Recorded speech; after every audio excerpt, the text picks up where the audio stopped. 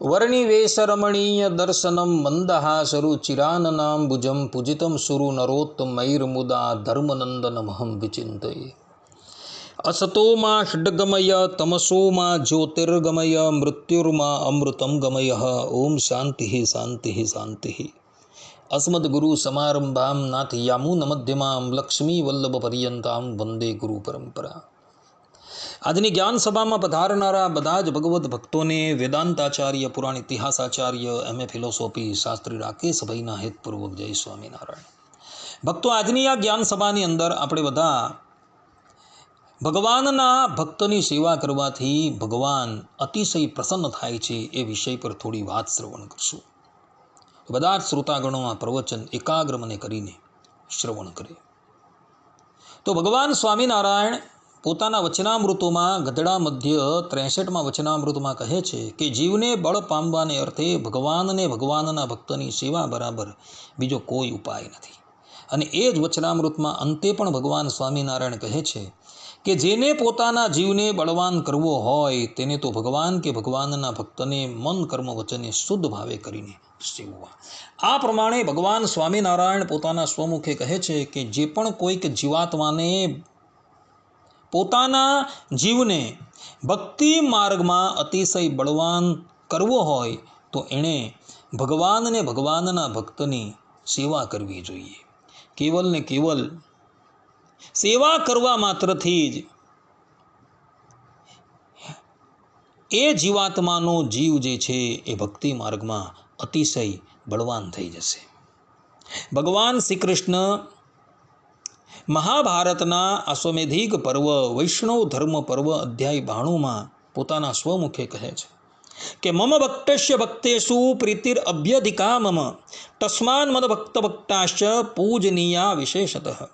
अर्थात कि जो मनुष्य मेरे भक्तों के भक्त होते हैं उस पर मेरा विशेष प्रेम होता है, इसलिए मेरे भक्त के भक्तों का विशेष सत्कार करना चाहिए. અહીં ભગવાન શ્રી કૃષ્ણ પોતાના સ્વમુખે કહે છે કે જે પણ કોઈક મનુષ્ય મારા ભક્તોનો ભક્ત હોય છે એના પર મને વિશેષ પ્રેમ હોય છે.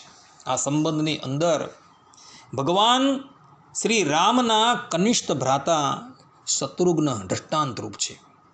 ભગવાન શ્રી રામની સેવામાં લક્ષ્મણજી નિયુક્ત હતા, પરંતુ પરમ ભાગવત એવા ભરતજીની સેવામાં શત્રુઘ્નજી નિયુક્ત હતા. અને વાલ્મીકી રામાયણના ટીકાકારો જે છે એ સ્પષ્ટ રૂપે કહે છે કે શત્રુઘ્નની સેવા જેવી કોઈની પણ સેવા ન હતી, કારણ કે એ ભગવાનના ભક્તની સેવામાં નિયુક્ત હતા. અને એટલે માટે ભગવાન શ્રી રામની પણ શત્રુઘ્ન પર વિશેષ પ્રીતિ હતી.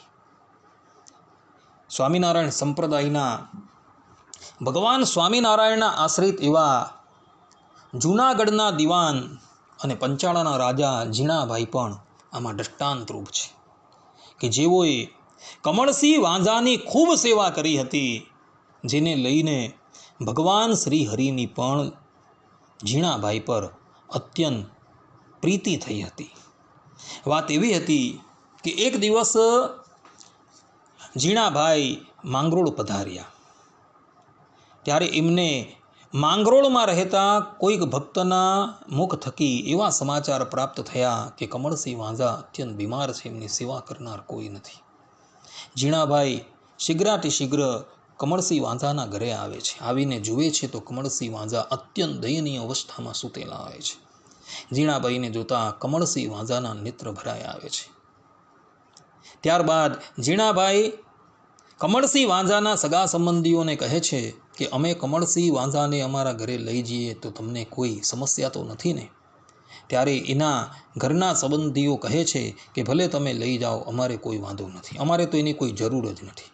ત્યારબાદ ઝીણાભાઈ માંગરોળમાં જઈ એક સરસ મજાનો પલંગ લે છે, એના પર એક ગાડલું બિછાવે છે અને 4 સેવકોની શોધ કરે છે. તેમાંથી 3 સેવકો પ્રાપ્ત થાય છે, ચોથો સેવક મળતો નથી. એ 3 સેવકોને લઈને ઝીણાભાઈ કમળસિંહ વાંઝાના ઘરે આવે છે. કમળસિંહ વાંઝાને ઉચકીને પલંગની ઉપર સુવાળે છે અને 3 કહારોને કહે છે કે તમે પલંગ ઉઠાવો, ચોથો પાયો અમે ઉચકીએ છીએ. અને કહેવાય છે કે માંગરોળ પૂરથી જીણાભાઈ કમળસિંહ વાંઝાને ઉચકી પોતાના ઘરે લાવેલા હતા, અર્થાત કે પંચાળા ગામ લાવેલા હતા. માંગરોળથી પંચાળા ગામ ઘણું દૂર આવેલું છે, છતાં પણ જીણાભાઈ એમને ઉચકીને ત્યાં લાવે છે અને ત્યાં લાવી એવું કમળસિંહ વાંઝાની ખૂબ સેવા કરે છે અને સેવા કરી એમને સારા કરે છે. ભગવાન શ્રીહરિને જ્યારે આ વાતની ખબર પડે છે, ભગવાન શ્રીહરિ જીણાભાઈ પર એટલા બધા પ્રસન્ન થાય છે કે જેની કોઈ વાત નહીં.